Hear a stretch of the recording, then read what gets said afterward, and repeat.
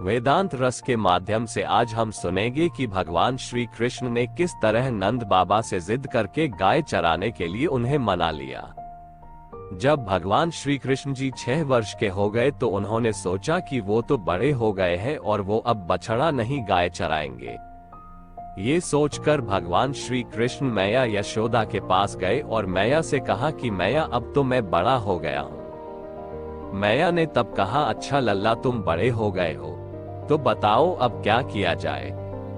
इस पर भगवान श्री कृष्ण ने कहा कि मैया अब मैं बड़ा हो गया हूँ तो अब से मैं बछड़ा नहीं चराऊंगा, अब से मैं गायों को चराऊंगा। अपने लल्ला श्री कृष्ण की इस प्यारी सी बात को सुनकर वह हंस पड़ी और फिर मैया यशोदा ने कहा कि ठीक है चरा लेना तुम गायों को, लेकिन एक बार अपने बाबा से पूछ लेना। भगवान श्री कृष्ण तुरंत बिना कुछ सोचे नंद बाबा के पास पहुंच जाते हैं और उनसे कहते हैं कि बाबा अब से मैं बछड़ा नहीं गायों को चराऊंगा। तब नंद बाबा ने कृष्ण को समझाते हुए कहा कि देखो लल्ला तुम अभी बहुत छोटे हो, इसलिए तुम अभी बछड़े ही चराओ। लेकिन भगवान श्री कृष्ण अपनी ही बात पर अड़ गए थे और उन्होंने कहा कि नहीं बाबा मैं अब बड़ा हो गया हूँ और मैं अब गाय ही चराऊंगा। जब नंद बाबा के बार बार मना करने के बाद भी नहीं माने तो नंद बाबा भगवान कृष्ण की जिद के सामने हार मान गए और कहा कि ठीक है तुम गायों को ही चराओ, लेकिन उससे पहले जाओ पंडित जी को बुलाकर लेकर आओ, वो गोचारण का शुभ मुहूर्त देखकर बता देंगे। भगवान श्री कृष्ण तुरंत दौड़ते हुए पंडित जी के पास गए और उनसे कहा कि पंडित जी आपको बाबा ने बुलाया गोचारण के मुहूर्त देखने के लिए। और फिर उन्होंने सारी बात पंडित जी से बताई और पंडित जी से कहा कि आपको मुहूर्त आज का ही बताना है, अगर आप ऐसा करेंगे तो मैं आपको बहुत सारा माखन ला कर दूंगा। भगवान की इस बात से पंडित जी मुस्कुराए और फिर उन्होंने कहा ठीक है मैं आज का ही मुहूर्त बताऊंगा। अब पंडित जी नंद बाबा के घर आ गए और अपना पंचांग खोलकर बार बार अपनी उंगलियों पर कुछ गिनते। इस पर नंद बाबा ने कहा कि पंडित जी आप बार बार अपनी उंगलियों पर क्या गिनती कर रहे हैं। पंडित जी नंद बाबा के प्रश्न का उत्तर देते हुए कहा कि क्या बताऊं नंद जी, केवल आज का ही मुहूर्त गोचारण के लिए शुभ है, नहीं तो फिर अगले 2 सालों तक कोई मुहूर्त नहीं है।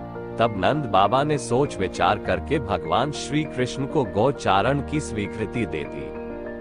कहते हैं न हमारे प्यारे भगवान जिस समय भी कोई कार्य करते हैं वही समय शुभ हो जाते हैं।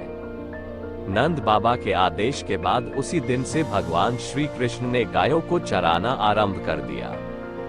जिस दिन भगवान ने गाय चराना प्रारंभ किया वो दिन गोपा अष्टमी के नाम से जाना जाता है। अब भगवान श्री कृष्ण गौ चराने के लिए तैयार होने लगते हैं और मैया यशोदा उनका श्रृंगार करती है। लेकिन जैसे ही मैया यशोदा ने भगवान को उनके पैरों में जूतियां पहनाने लगी तो भगवान बोलते हैं कि मैया मैं इसको नहीं पहनूंगा, और फिर कहते हैं कि मेरी गैया भी तो जूते नहीं पहनती तो मैं कैसे पहन लूं, और तभी जूते पहनूंगा जब पहले आप सभी गायों को भी जूते पहनाएंगी। उसके बाद से भगवान श्री कृष्ण जब तक वृंदावन में रहे उन्होंने कभी जूतियां नहीं पहनी और नंगे पैर ही पूरी वृंदावन की धरती को पावन करते रहे। अब भगवान श्री कृष्ण भी अपने सखाओं संग गायों को चराने लगे। अब भगवान जहां गायों को चरा रहे थे वह वन सभी गायों के लिए हरा भरा हो गया और अनेक प्रकार के रंग बिरंगे फूल पत्तियों वाला हो गया। आगे आगे सभी गाय और पीछे अपनी मनमोहक बांसुरी बजाते भगवान श्री कृष्ण और बलराम जी तथा उनके पीछे भगवान श्री कृष्ण का यश गाते ग्वाल बाल थे। और इस प्रकार भगवान श्री कृष्ण विहार करने के लिए वन में प्रवेश लिया और तभी से भगवान श्री कृष्ण गोचरण लीला करने लगे। तो कैसी लगी यह सच्ची कहानी मित्रों? अगर कहानी पसंद आई हो तो चैनल को लाइक शेयर और सब्सक्राइब करें। धन्यवाद मित्रों।